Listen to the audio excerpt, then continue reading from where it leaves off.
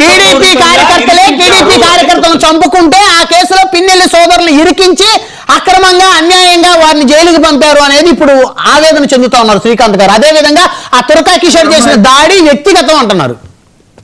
బ్రహ్మనాయుడు గారు ఇక్కడ ఒకటి, పిన్నెల్లి సోదరుల మీద, పిన్నెల్లి రామకృష్ణారెడ్డి మీద 14 కేసులు ఉన్నాయి. ఇది అటెంప్ట్ మర్డర్ కేసులు 14, తమ్ముడు మీద అటెంప్ట్ మర్డర్ 14, వాళ్ళ తమ్ముడు మీద 6 ఉన్నాయి. వీళ్ళు శుద్ధ పూసలు అబ్బో గొప్పోళ్ళు అంటున్నారు కదా. మరి పాల్వాయి గేట్ దగ్గర ఈవీఎం కొట్టారు చూసారా? ఎందుకు దేశమంతా చూస్తుంది, అతను తలపగలు కొట్టారు. ఆ వీడియో లేకపోతే వీళ్ళు గొప్పోళ్ళు అని చెప్పేవాళ్ళు. అదేముంది చిన్నదన్నారు జగన్మోహన్ రెడ్డి గారు. అదేమన్నా నాప్టాలు ఒక పెట్టి పగిలితే ఏందండి అని అన్నాడు. ఒక పెట్టి అంట, ఒక పెట్టి పగిలితే మీరు ఆదాతం ఏందన్నాడు. అట్లా ఉండిద్ది. రెండో అంశం, ఏదైతే వెలుగుతు దగ్గర జరిగినటువంటి జంట హత్యలు అని చెబుతున్నాం కదా, వాళ్ళు పెళ్లికి వెళ్ళి వస్తున్నారండి.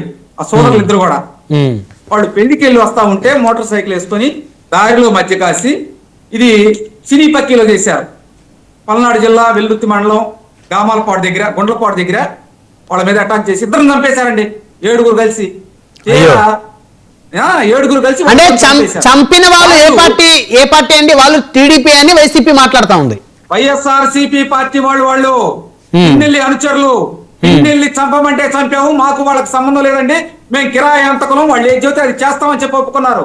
అప్పుడు పోలీసు దర్యాప్తులో పిన్నెల్లి సోదరుల దగ్గర నుంచి వాళ్ళ కాంటాక్ట్స్ అవి తీసుకొని వాళ్ళకి ఇచ్చినటువంటి సుపారీ డబ్బులు అన్ని పోలీసులు తీసుకున్న తర్వాత సుప్రీంకోర్టుకు ఆధారాలు పెట్టారండి.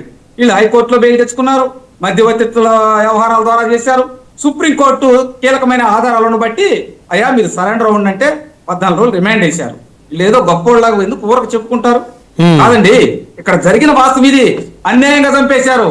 దాని తర్వాత మరి అదే ప్రాంతంలో తోటా చంద్రయ్యని గొంతు కోసింది కూడా ఈ బ్యాచ్. ఏమండి, తోటా చంద్రయ్యని గొంతు కోశారు. దానితో పాటు తెలుగుదేశం పార్టీ కార్యాలయం మీద దాడి చేశారు. తెలుగుదేశం పార్టీ నాయకుల ఇళ్లనే ధ్వంసం చేశారు. తెలుగుదేశం పార్టీ నాయకుల మీద అటాక్ చేస్తూ వాళ్ళ ఆస్తులు ధ్వంసం చేశారు. తర్వాత వాళ్ళ కారులు తగలబెట్టారు, బైకులు తగలబెట్టారు. ఎన్ని ఒక అరాచకం అండి. పిన్నెల్లి సోదరులు 2009 నుంచి 2019 దాకా 4 సార్లు వాళ్ళు ఎమ్మెల్యేలు అయ్యారండి. వాళ్ళ ప్రాబల్యం కోల్పోకుండా ఎవరైతే ఇతను నాయకుడు అంటే ఆ నాయకుడిని చంపేశారు. దాదాపు 150 మందిని చంపేశారు. 217 ఎస్సీ కుటుంబాలు గుంటూరులో ఉండే తలదాచుకొని 250 మైనార్టీ కుటుంబాలు 5 సంవత్సరాలు గత 5 సంవత్సరాలు ఇళ్లకెల్లా తలదాచుకున్నారు. 500 ఓసీ కుటుంబాలు గుంటూరులోనే కాపురాలు వాళ్ళు అక్కడికి వెళ్లకుండా వందల ఎకరాలు అన్ని ఎకరాతం చేశారండి. దోచుకున్నారండి, ఇల్లు దోచుకున్నారు సార్. సమయం తక్కువ ఉందండి. బ్రహ్మనాయుడు గారు, సుజాత గారు 1 word కంక్లూజన్ ఇవ్వండి సార్.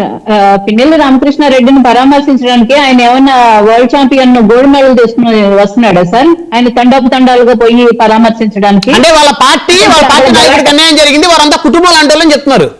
నిన్న